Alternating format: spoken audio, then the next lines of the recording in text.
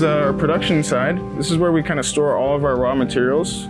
Most of the mushrooms, or actually all of the mushrooms that we grow, are hardwood-based mushrooms. So in nature, you'd find them growing right out the sides of trees, or different trees. So we start with like an oak hardwood-based substrate. So we'll store everything right here in our facility. We also have grain that we utilize in the production of the grain spawn. So we can grow out the mycelium on freshly sterilized and hydrated grain.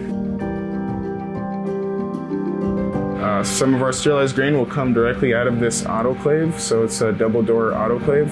On the other side, we can load in fresh hydrated grain and basically sterilize it at 15 psi.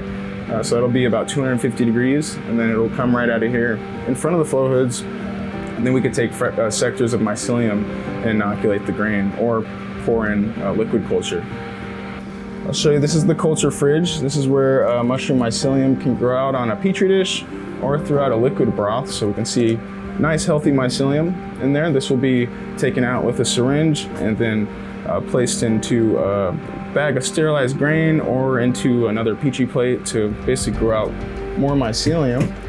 And yeah, everything's stored into cold storage, and we can transfer from these plates sectors of fresh mycelium, continuously transfer from plates and regenerate new plates all the time. And then yeah, we just have a bunch of different strains that we keep in here.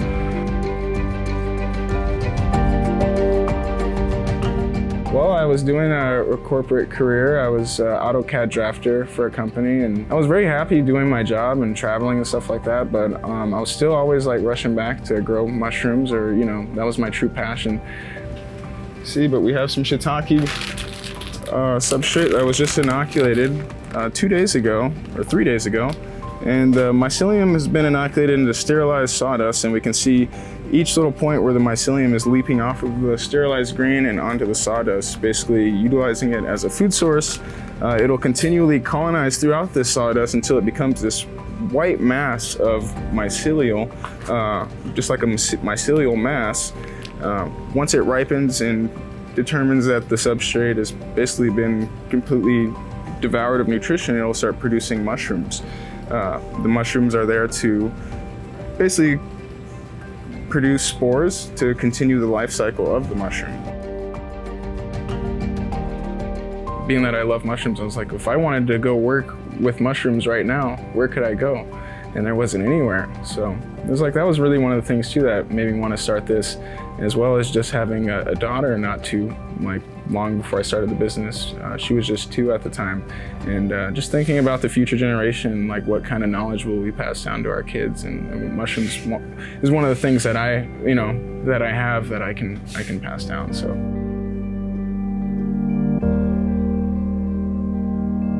Our customers can find the various local brands throughout the store, any given department, with POS signage, point of sale signage. We call it out. We make sure it's important for us to call it out.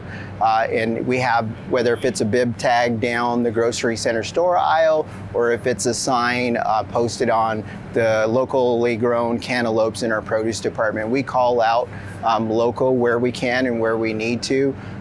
The Bashas family of stores encompasses 5 different brands throughout the great state of Arizona. First, our mother brand is our Bashas brand. Then we have our Food City brand. We also have our AJs Fine Foods brand.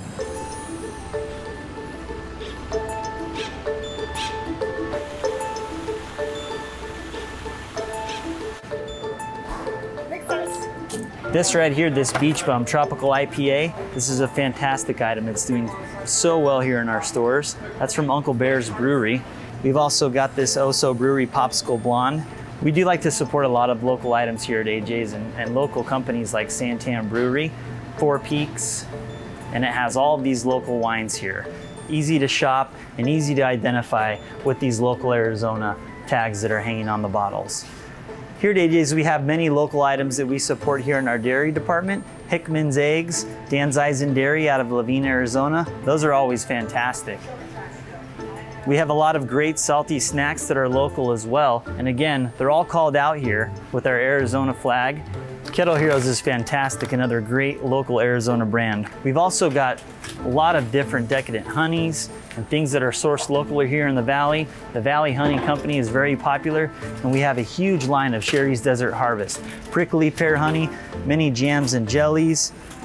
A lot of other great local companies that we support is Goldwater Salsa, Stinging Linger Salsas. We've got a lot of good hot sauces. This Catino's hot sauce is great, formerly known as Homeboys. He is partnered with Chris Bianco, a local legend. Hayden Flour Mills is a great local partner. We carry this item in all of our locations as well. We've also got some fantastic pasta sauces. We have Portobello Foods, we've got Costatino's. Urban Oven crackers are great for your party. They've been around for a long time, and we've supported them as a local vendor for many, many years. They're out of Chandler, Arizona. Queen Creek olive meal, everybody knows. It's widely popular here in Arizona. We've got the whole lineup. Another great item that we have here are the Stone Grinds chocolates. These are out of Scottsdale, Arizona, formerly known as the Naturals Dog Treats. Out of Scottsdale, Arizona, Bentley's Biscuits has taken over, and we can't keep this in stock. It's important for AJs to have a lot of local products because a lot of our customers are seeking those items. So we really listen to our guests, we bring in those items, and we want to support the local community. Your dollar stays here when you shop local.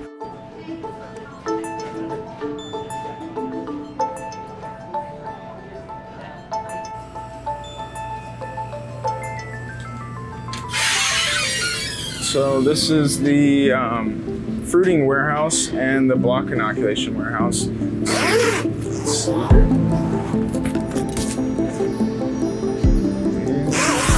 So yeah, these are the mushrooms that kind of take some of the longest here to really reach their full stage. Now we see them about 6 months, almost 6 months after inoculation. And the mushrooms are starting to develop these nice conch-like formations atop the stem. It's a non-edible mushroom due to its like woodsy flavor or woodsy texture. It's super tough. As opposed to most mushrooms being 90% water and 10% tissue, this mushroom's 70% water and 30% tissue, so it's a lot tougher than normal. We have 3 main rooms for all the main production for farmers markets or distribution to go into the grocery store. So this is the shiitake mushroom. This is about 12 weeks after inoculation, so you kind of saw different stages. 2 to 3 days after inoculation, we were at 6 weeks, and then this is about 8 weeks. The block will begin to ripen, and you'll see that it starts to turn brown in certain areas. So that's a great sign with shiitake. This is the mushrooms at 3 days. This is the mushrooms at day 7. So within a week, you've reached the full maturity of the mushroom. You can go in and start harvesting. So this is a very popular medicinal mushroom, but it's also a culinary delight. It's a teeth fungi. So instead of having a traditional cap and stem like you'd see with most mushrooms and a gill side underneath, this mushroom produces these nice little teeth-like elongations, which are also responsible for distributing the mushroom spores. It's a great mushroom. A lot of people have been looking at this mushroom for its benefits, and yeah, it's been really fun to grow.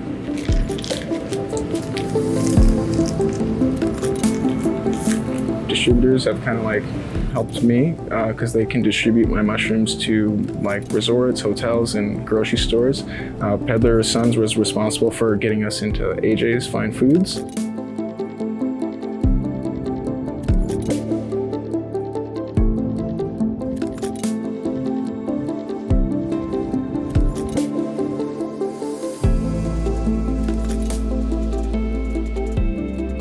We use our primary current vendor community to put our feelers out there and to aggressively search out that next local purveyor, grower, maker of any given product out there.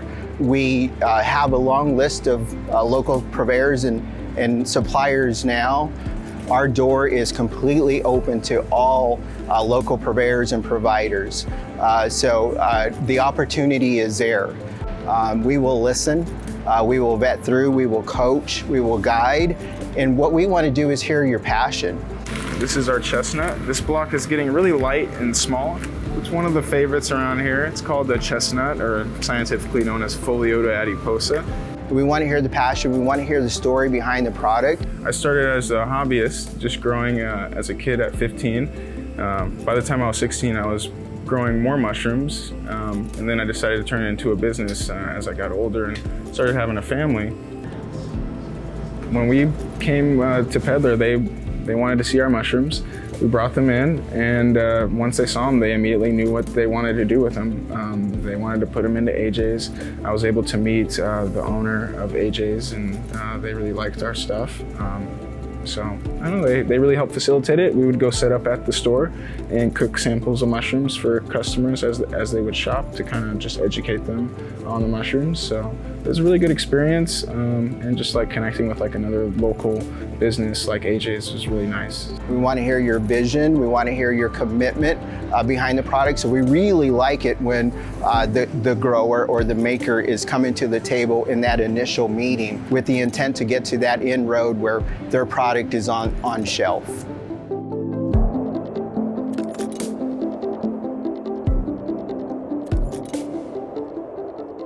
Opening up the grow rooms and seeing the mushrooms grow out just, is really therapeutic for me and really drives me.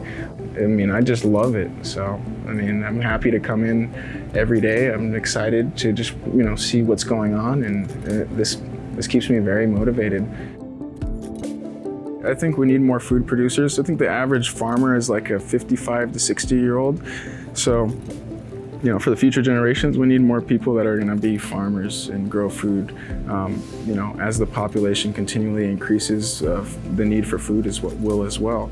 And, I don't know, it'd be cool being a farmer in Arizona is just, it feels great. To be adding to the nourishment of the community and just the access to healthy, great food. That's what it's one of the, and then a lot of other things too, but that's the main thing. Yeah.